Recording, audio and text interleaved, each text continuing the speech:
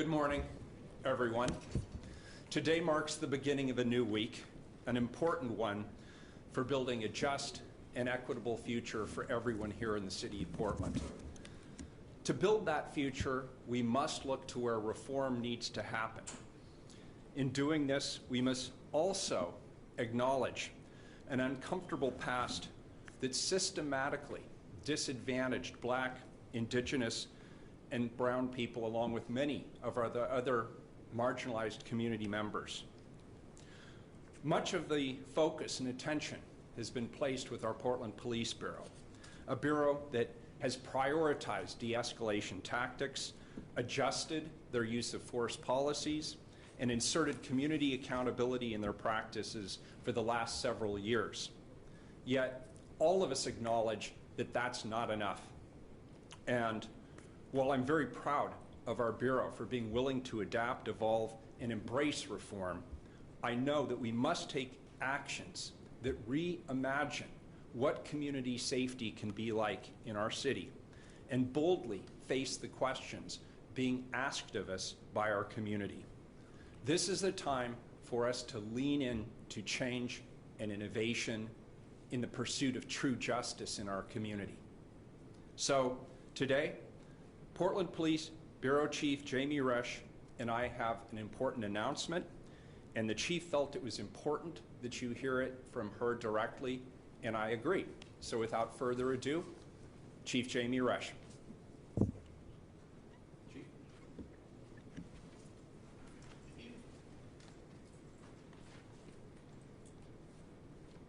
Good morning. Over the last 10 days, I've watched our city, I've listened, and I hear you. We have asked our community, I have asked our community time and time again, what do we need to do? And each time we hear them say, show us change. And the Portland Police Bureau has made change. We've made policy changes. We've made changes to our discipline guide. We send our officers to procedural justice and implicit bias training. We meet with community one-on-one, and we meet with community in small groups. But in the words of Tony Hobson, and Mr. Hobson, I'm going to use your words, those are changes, but they are not the change. What PPB has not done publicly is stand up and say we will be the start of the change and take a step towards that change. Yesterday, I called Mayor Wheeler, and I asked him to support me and to support the Portland Police Bureau in being the beginning of the change that this city needs. I believe this change starts with trust, and it absolutely must come from the heart. I have asked Chuck Lovell to step into the role as the chief of the Portland Police Bureau. And for those of you that know Chuck, I don't need to explain to you why he is the exact right person at the exact right moment. But for those of you that don't, I will try to sum him up. And for a person of that caliber, it's pretty impossible.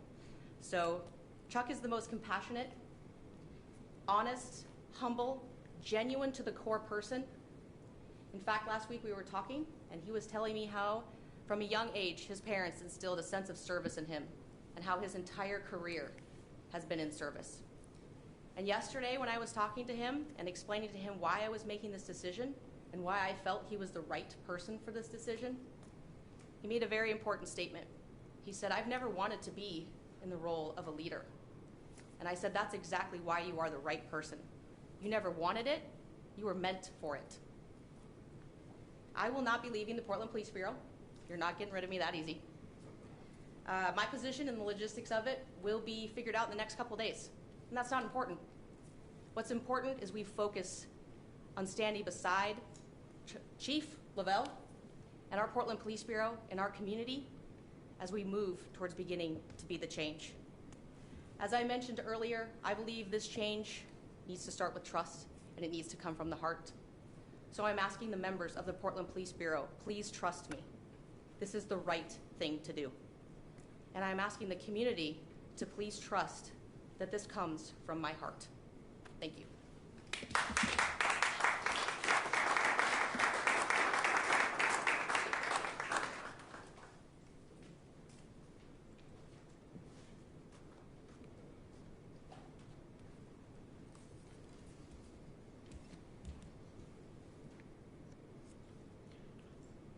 Chief Resch, thank you for your leadership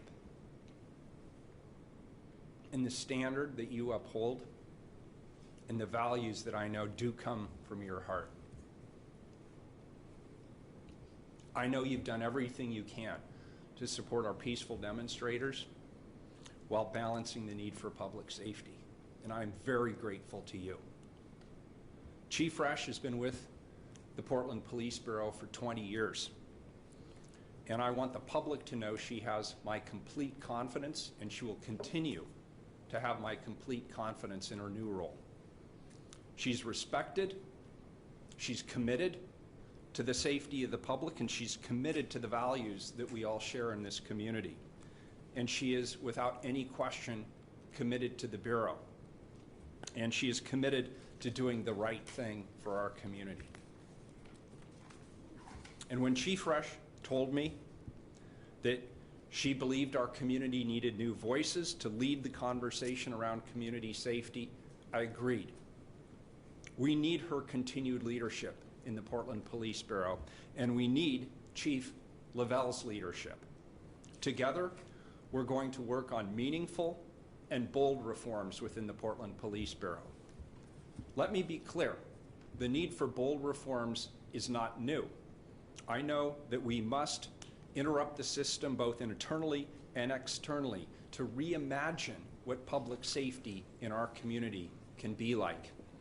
I additionally know that we've missed talent in promotions and in our succession planning, which is why Chief Lovell has been hired.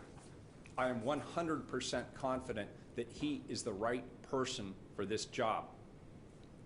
I decided to move thoughtfully in supporting the chief's decision and in hiring someone who has the experience, the community, the connections, and the community trust to help move us all forward, while knowing that the issues we have are not the chief's alone to fix. Community safety is my responsibility, and frankly, it's everyone's responsibility. And for many watching this today, this is nothing new, but I want to make sure I'm clearly acknowledging our intentional actions moving forward. A long-awaited shift is happening in our city and around the country, and it's my privilege to work with all of our elected leaders and community leaders and with ordinary folks in the community to put in motion reforms that will serve, that will heal, and provide the safety and the kind of safety that our community has asked us for. Many Portlanders walked through the weekend peacefully uniting around a message calling for us to live up to our highest aspirations, shining a light on the possibility of reforms for the benefit of all of our residents. Yet, I don't want this point to be missed either. We must dive deeper into what those marching for justice and peace are pointing out, that the policies we have must truly serve all of us, that this is a challenge that we must rise to. This movement is about both historic and current police violence, which is real and which has traumatized Black communities all across our country. It's about the criminal justice system that imprisoned an entire generation of young Black men for nonviolent and innocuous offenses, disrupting families and altering life outcomes. It's about our education system, which has not lived up to the promise of community education and preparing our city, our state, and our nation for the future leadership that it so desperately needs. We hear you. We're listening. And we will continue to listen deeply and intently, heeding your advice, and to act with a sense of urgency. Together, we've already removed police officers from Portland's public schools and redirected funding towards community-centered investments, helping to connect our Black youth and to further examine and reimagine our safety strategies here in the city of Portland. Each of these reforms directly fulfills requests from the community in Portland, centering the voices and experiences of our Black Portlanders. People have also expressed serious concerns about using CS gas to manage crowds, especially when we're battling the COVID pandemic. Over the weekend, I directed the Portland Police Bureau to limit the use of CS gas to situations where there is an immediate threat to life and safety. My priority is protecting the lives of demonstrators, first responders, and the people who are in custody at the Justice Center. We're going to continue to monitor protest activity and, when necessary, adjust and evolve our responses to provide effective, respectful public safety services. With the murder of George Floyd and the many others that were lost prior, including locally, we must reimagine, reform, and rebuild what public safety looks like, and we must go through this process together. I want Portlanders to know I share your concerns and will move forth with the urgency that you expect. Tomorrow, I will be sharing a larger list of specific reforms that I will be implementing and pursuing. The list includes financial, policy, and legislative items, a combination of actions that I will take as mayor and will take in partnership with other elected leaders. I will fervently support needed reforms the community is demanding in the near term, and I'll be honest and transparent with you about potential trade-offs. Because another one of my values is this: if we're going to do something, let's not just do it so that we can say we did. Let's do it right. Thank you. And with that, we're going to hear from our new police chief, Chief Chuck Lovell. Welcome, Chuck.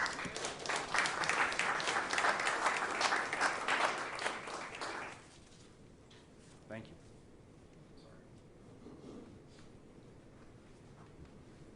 Thank you, Mayor. To say this was unexpected would be an understatement. I told Chief Resch over the last few weeks that I would do everything in my power to help her through these challenging times, and that I'd be at her disposal to help lift her up and help her be successful.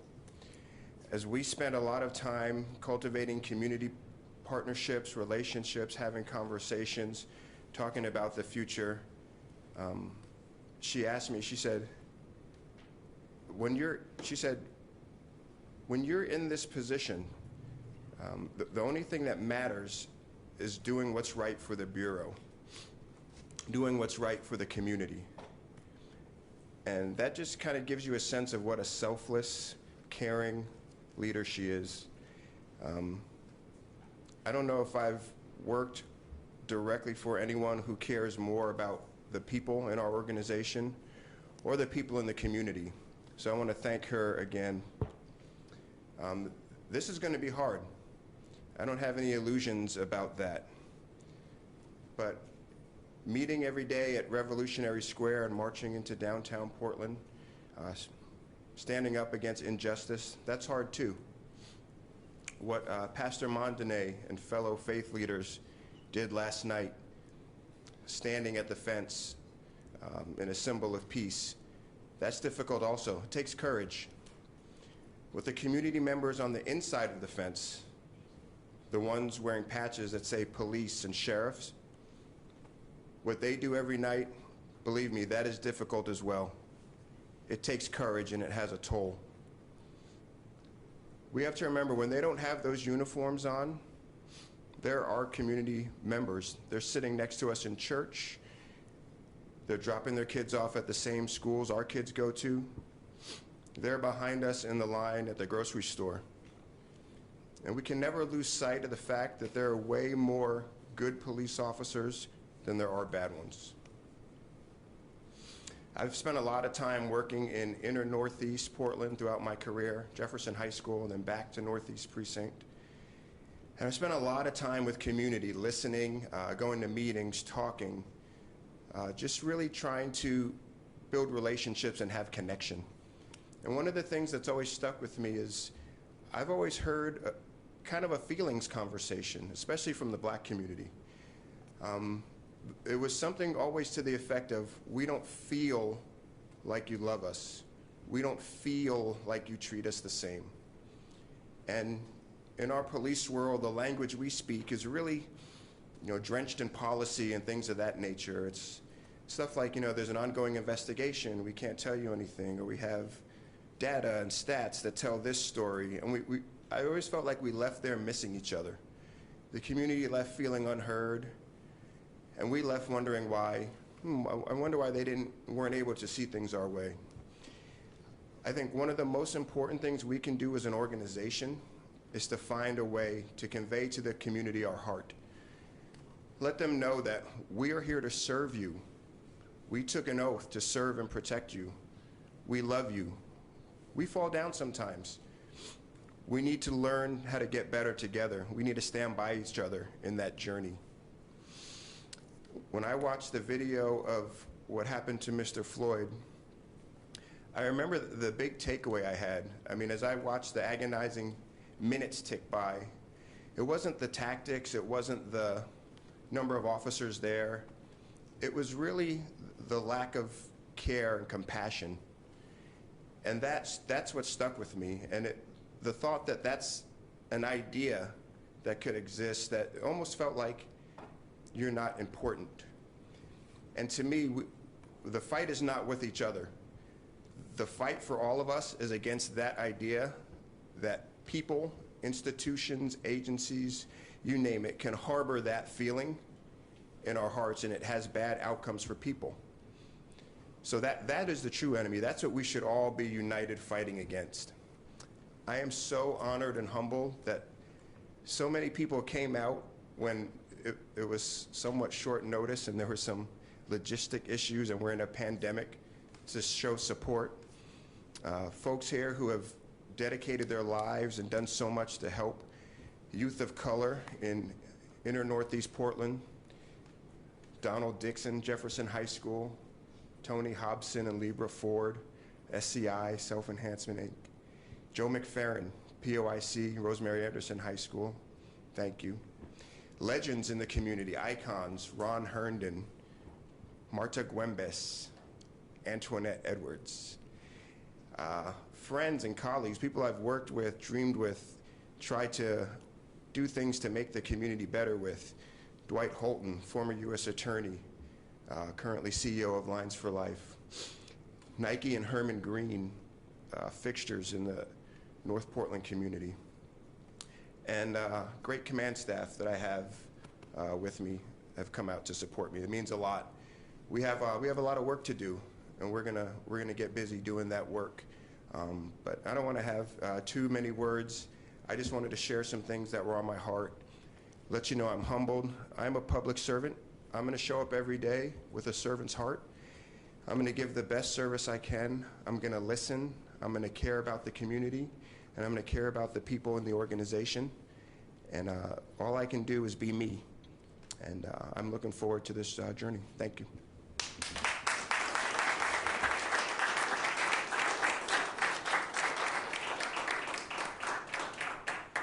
Thank you, Chief Lovell. Right now, there are a lot of community leaders in the House here, and I would like to leave this space open and available if anybody would like to come up here and speak on Chief Lovell's behalf. Anybody like to say a word or two, or 5 or 10 or 15 about this man? Thank you. Antoinette Edwards.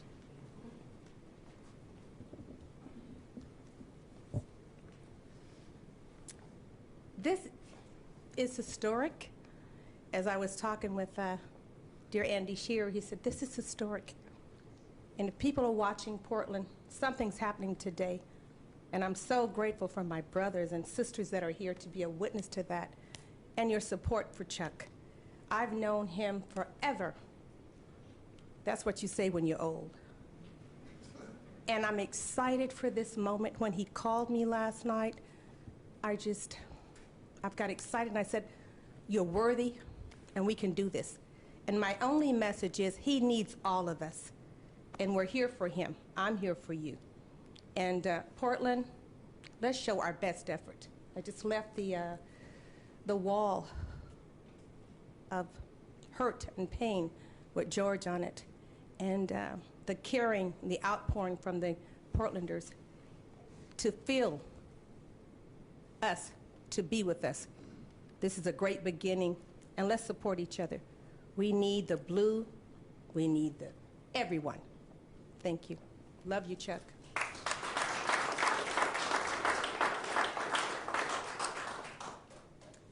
Anybody else want to take the microphone before we move on to questions for the speakers here today? Okay.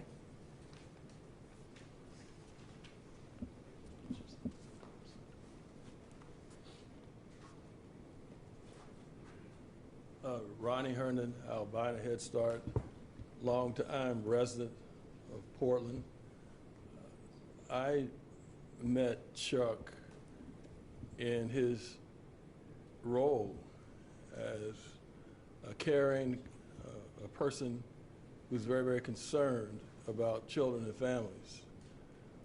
We had some unfortunate incidents at my work involving parents who did not have authority to be around their children, and we needed help in addressing that. The person that I called was Chuck. I tried to reach out to others, they weren't available, but Chuck immediately stepped in and helped us to maintain a safe environment for children and families. So for me, that sums up the person. He didn't have to do it. He very easily could have said, I'm going to refer you to Joe Splivengates down on the corner who's supposed to be patrolling that area. He didn't do it. He stepped in himself. He made the calls, and people responded quickly. So that's my view of the new chief, is a person who not only cares, but he acts. And he wasn't acting for the children of some large corporation. He was acting for some of the children that this city and this country pay very little attention to, and whose families get very, very little attention either. So for him to care, I think it's somewhere in the scripture, what you've done to the least of mine, you've done to me. For him to care about the least was very, very striking to me, and he did it repeatedly. So Chuck, it's an honor to know you. I'm very proud that you're in this position, and I know there are going to be some stormy days, but we'll be right there with you. Thank you.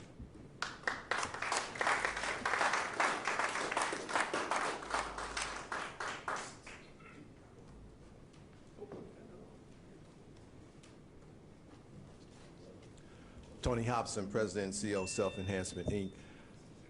Briefly, I would just say there's two parts of this, and we have an outgoing chief that did something that is just unprecedented.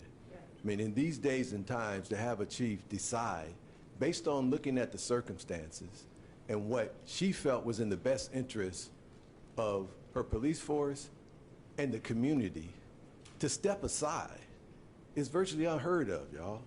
I mean, I just don't want that moment to go by, because somebody had to make that decision. This wasn't the mayor's decision, this was her decision. After looking at all that was going on within our community, that is a special person to be that selfless, to have that kind of courage in the moment like this, and feel like it's in the best interest of our community to step aside. That's number one. Number two, when you step aside, you have to have somebody to pass the baton to, somebody that was already ready, somebody that was already connected to a community that can make that difference. So to our outgoing chief, much love and respect, and to the incoming chief, much love and respect.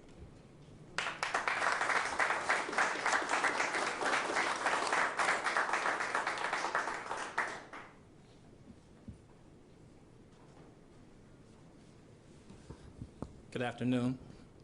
My name is Donald Dixon, and I'm a counselor at Jefferson High School. I'm in my 41st year, and I'm retiring.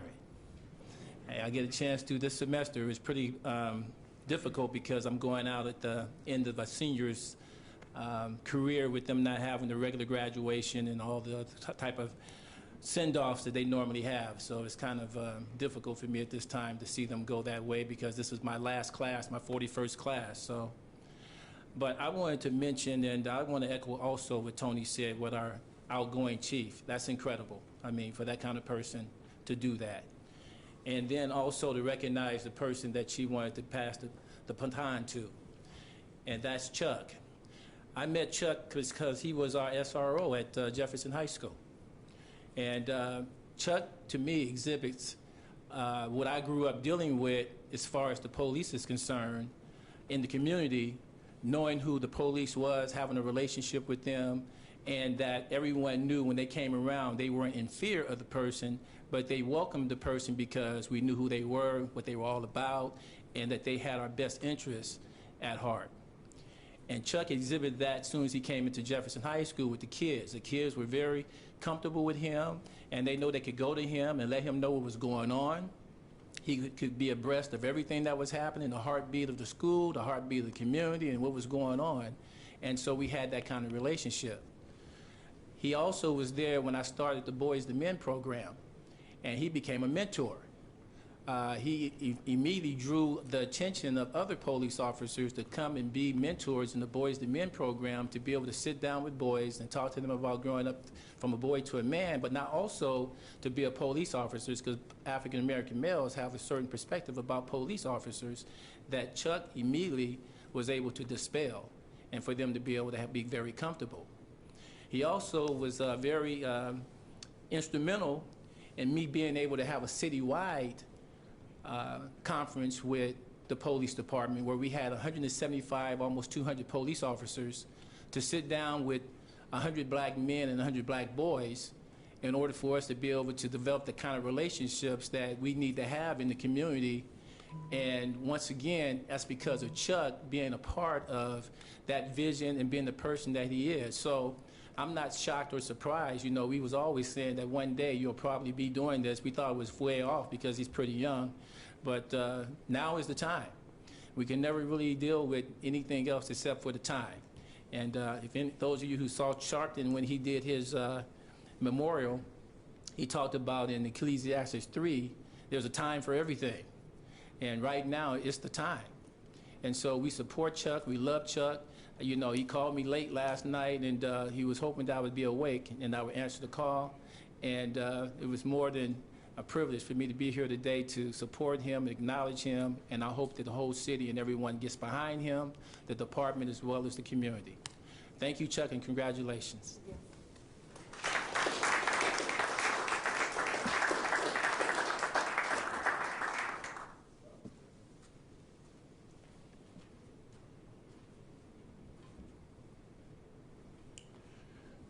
Good afternoon. Joe McFerrin, President and CEO with Portland OIC and the Rosemary Anderson High School.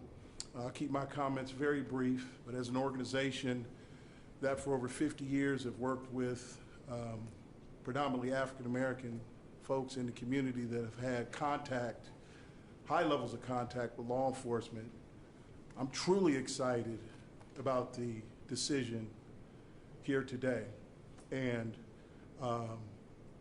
I feel extremely hopeful for the families that we all of us are working with as we help them transition through this pandemic. I think times are going to be tougher before they get better, but I think that with the chief and his leadership and what we've all heard today, I feel really good moving forward as we help our community heal. Thank you.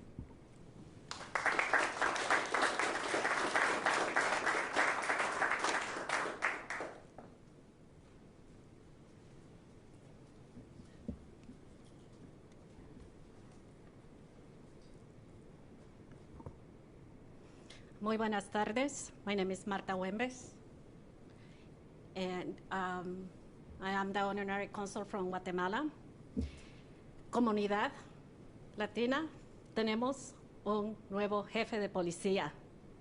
Bienvenido, jefe, y muchas gracias a la jefa de policía que teníamos.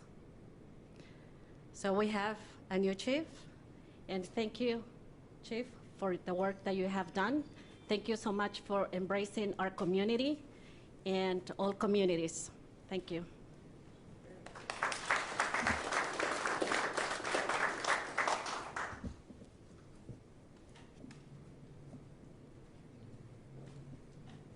My name is Herman Green. I'm a community guy. I pastor a church in North Portland. But I've just been doing a lot of work in the community, prison ministry, and all that kind of stuff. And in everything that I've done, I heard it said earlier that Jami loves the Bureau and she loves the community. But whenever I think about Chuck, it seems to flip that. Chuck loves this community, and he also loves the Bureau. He always puts the community and what the community needs, like, in front. He's always asking, how are we going to better the community? How can we support the community? How can we give the community what it needs? And right now, today, I'm hopeful because today the community got what it needed. We didn't have to look outside to find somebody to come and help us because everything that we need is already in our community. And by putting you in the front, it was a stamp on it that says we got what we need to make the changes that we need to make our community better. We don't have to go somewhere else and get it. It's right here. So I'm excited to have Chuck here. I'm grateful for you to be the chief, and I know that now that you're here and doing the work that you have always been called to do, and with the supports that you've got around you, we're about to see some things happen. The tipping point that the mayor was talking point, this is that point. This is that space where it's no longer going to be going back the way it used to be. It's no longer going to be business as usual. We can't go back to the way that we did it. And from this point forward, this is how it's going to be. And I'm asking everybody that I know, if you know me, you know I love the community. You know I speak my truth. You know I don't care nothing about politics and none of that other stuff. I love people, and that's it. And I love this guy because he has that heart. He cares about people. He don't care about the politics. He don't care about none of that stuff. He cares about doing what's right for the people that he's called to serve. And I'm grateful to be serving alongside you, my guy. Thank you.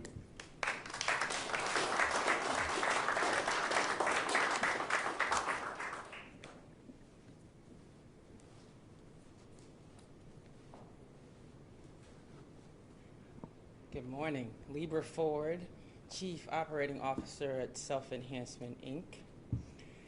Three things I want to say. First and foremost, congratulations. You should absolutely take a pause and receive this completely. The second thing I want to say is that this is an amazing room of people who will absolutely surround him. But this room is extended outside these doors. Everyone has to surround this man. And everything that he is will only be risen by everything we can do with him. And the last thing I want to say, which is what Mr. Hobson was really touching upon, is this is a huge move. And I think we need to think about this word that we throw around a lot, equity. This is what equity looks like. When you move out the way and give room for people who look like Chuck Lovell, Chief Chuck Lovell. When the time is right and the time is needed, that is what equity is. So let's not just use the word, let's do more actions around it that look like this. And for all those that don't know what it looks like, this is a great example of what it is.